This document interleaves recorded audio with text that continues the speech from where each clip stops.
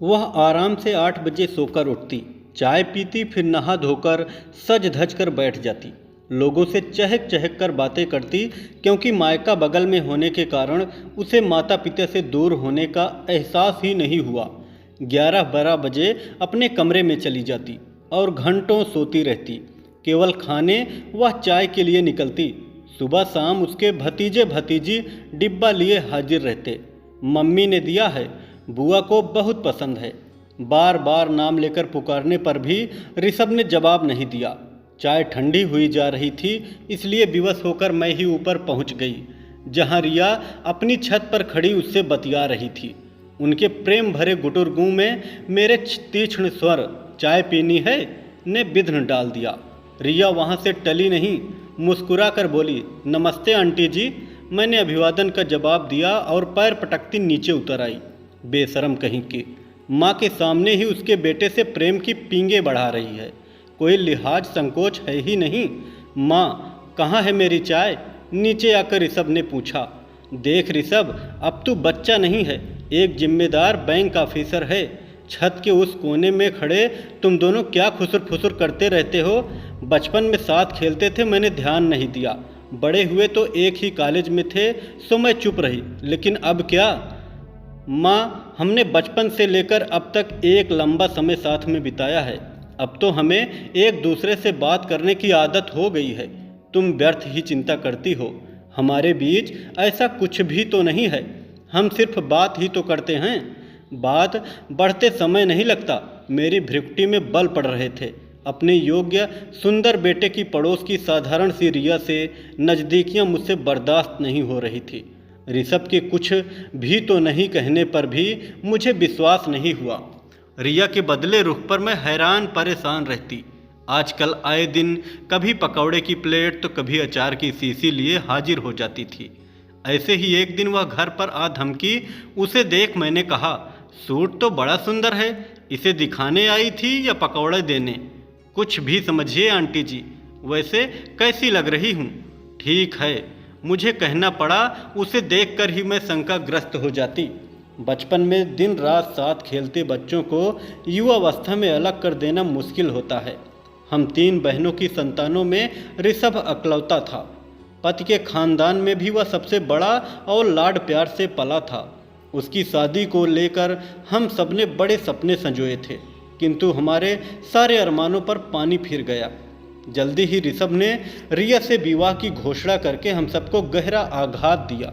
हजारों कमाने वाले ऋषभ की अकेली विवाहिता बहन रागिनी ने इसका पुरजोर विरोध किया। मैंने तो घर छोड़कर जाने की धमकी तक दे डाली, पर ऋषभ प्रभावहीन रहा। बोला, आप घर छोड़कर क्यों जाएंगी? मैं ही अलग हो जाऊंगा। बस रिया से शादी करवा दीजिए। करवा दूंगी, सारे निर्णय तो खुद ही ले चुका है, शादी भी कर ले। ठीक है, कोर्ट मैरिज कर लेता हूँ। मुझे तो आपके विरोध का कारण समझ नहीं आ रहा है। हमारी जाति की है, पढ़ी लिखी है, धनी परिवार की है, और सबसे बड़ी बात, मुझे पसंद है। मैंने जैसी बहू की कल्पना की थी वो वैसी नहीं है। सिर चढ़ी नखरेल, पता नहीं क्या देखा तूने उसमें। शादी तो मुझे करनी है, मुझे पसंद है। वाह भैया, आपको मम्मी से ऐसे बात नहीं करनी चाहिए।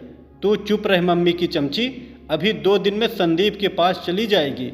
तूने भी तो की थी अपनी मर्जी से शादी, मैंने कोई विरोध किया था? रागिनी चुप हो गई। उसने भी प्रेम विवाह किया था, लेकिन मैंने उसमें अपनी सहमति दी थी।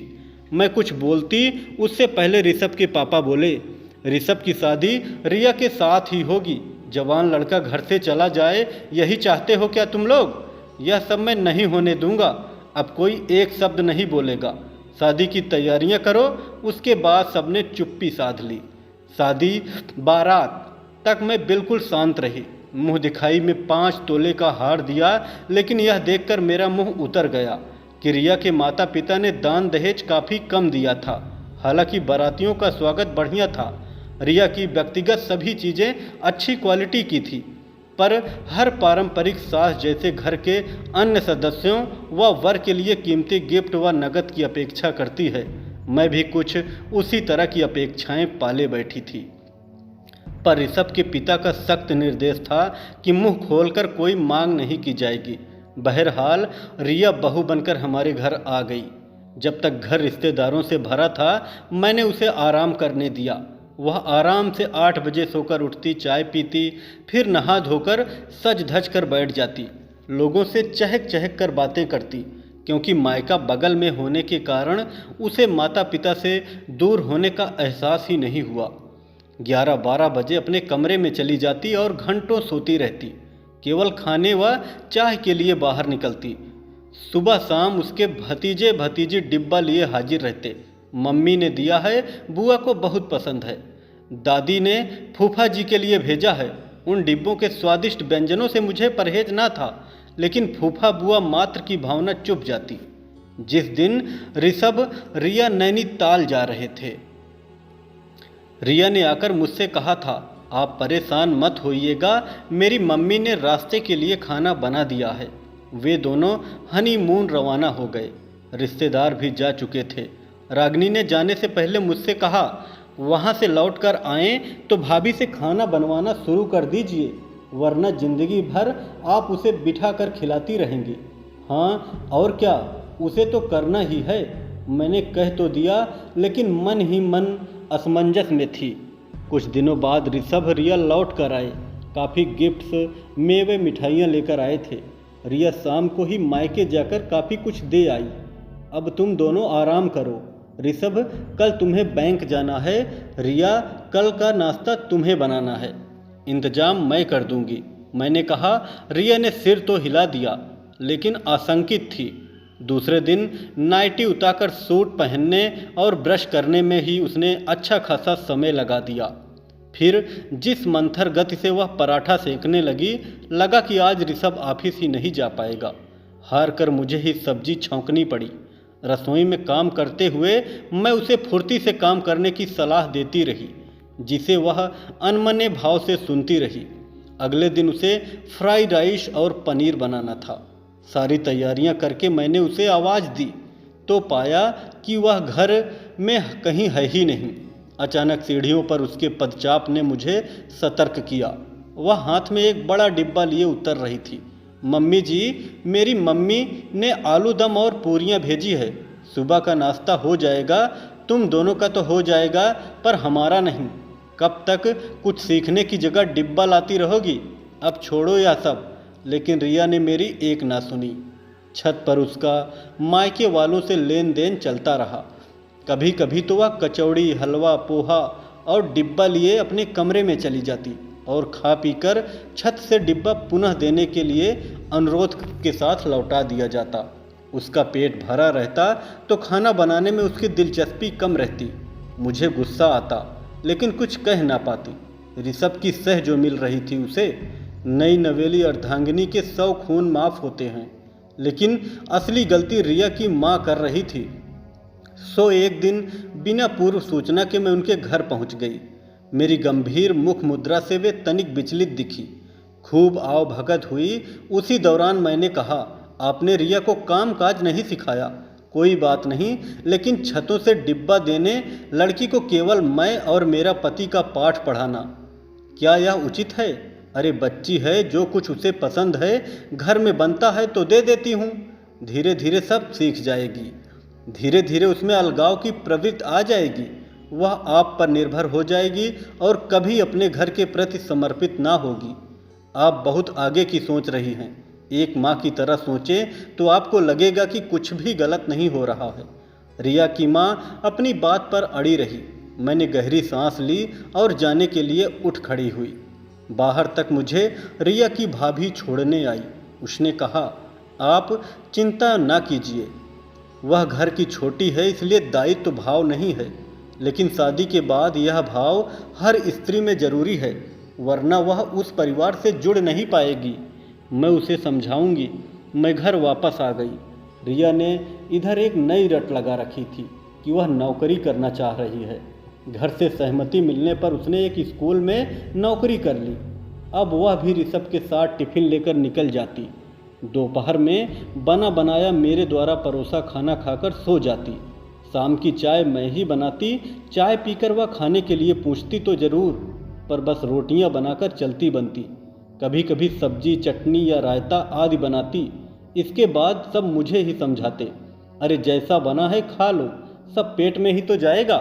तुम सोचती हो वह अभी से तुम्हारी तरह एक्सपर्ट हो जाएगी। पापा ठीक कहते हैं माँ, ऋषभ बोलता। रिया उनकी कृतज्ञ रहती और मुझसे कुपित। रात में कहती, मैं रोटियां बना दूंगी, सलाद काट दूंगी, बाकी मेरे हाथ की बनी सब्जी तो आपको पसंद नहीं आएगी। अब मैं घर में मुफ्त की नौकरानी थी। तीनों टाइम खाने की व्यवस्था, घर की सफाई और सजावट, मेहरी के पीछे पीछे घूमना, मैं चाह कर भी उससे कुछ न कह पाती। वह हमेशा मुझसे एक निश्चित दूरी बना कर रहती।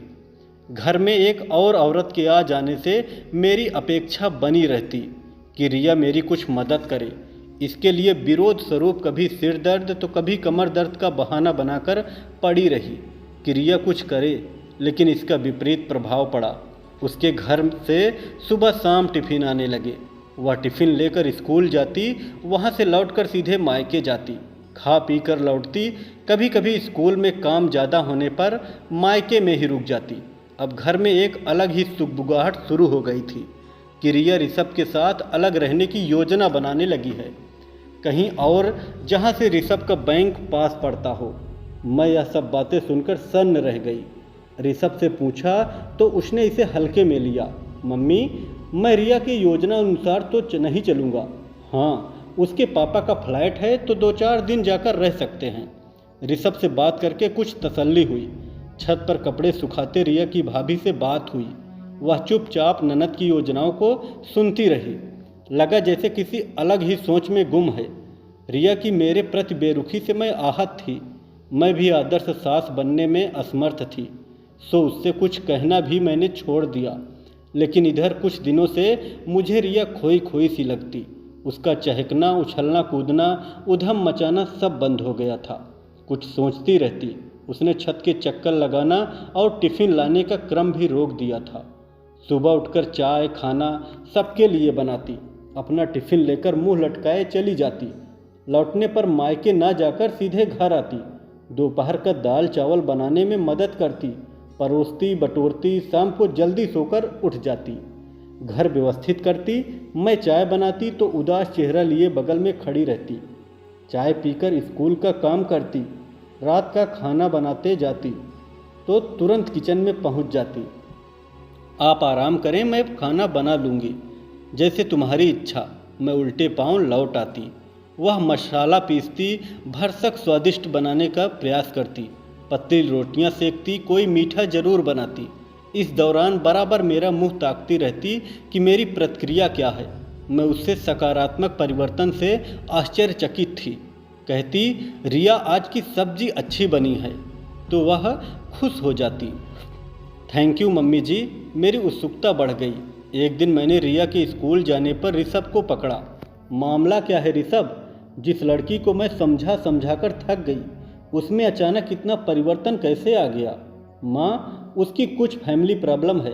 अच्छा, अब तू सीधे शब्दों में बता, बातें घुमा फिरा कर कहना छोड़। उसकी भाभी जो सब काम धाम करती थी और भैया जो एकमात्र कमाने वाले मेंबर हैं, उन लोगों ने अलग रहने का निर्णय ले लिया है। रिया कुछ समझाने की कोशिश करती तो भाभी हत्थे से उखड़ जाती है कि तुम अपने ससुराल में क्या कर रही हो जो मैं यहाँ मरती रहूँ। रिया की माँ दिन रात रोती रहती है, इसलिए वह बहुत परेशान रहती है। रिया ने कुछ चर्चा करने से मना किया है। वह यह सब सोच सोचकर हलकान है कि उसके माँ बाप कैसे रहेंगे, घर का खर्चा कैसे चलेगा। रात में वह ठीक से सो भी नहीं पाती। ओह, यह बात है। मेरे मन में भी बहुत सारी बातें उठी, लेकिन मैं चुप रही। रिया का घर के कामों में मन ना लगना, अकेले रहने की बात करना, फिर अचानक एक सुखद परिवर्तन। लेकिन यह परिवर्तन भी उसकी भाभी के अलगाववादी नीतियों के कारण हुआ, जो ठीक नहीं था। रिया ने जो कुछ यहाँ किया था वही सब कुछ जब उसकी भाभी ने किया तो वह परेशान हो गई। मैंने चुप्पी साध ली थी। रिया स्वयं मेरे नज़दीक आने की कोशिश करने लगी। स्कूल और घर दोनों संभालने वाली बहू मेरे प्रति मेरे मन में सहानुभूति उमड़ने लगी।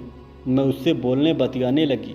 वही सारी बातें जब उसने मुझे बताई तो मैंने उसे समझाया कि यह सब कुछ दिनों की मुश्किलें हैं, कटुता कम होने पर सब ठीक हो जाएगा।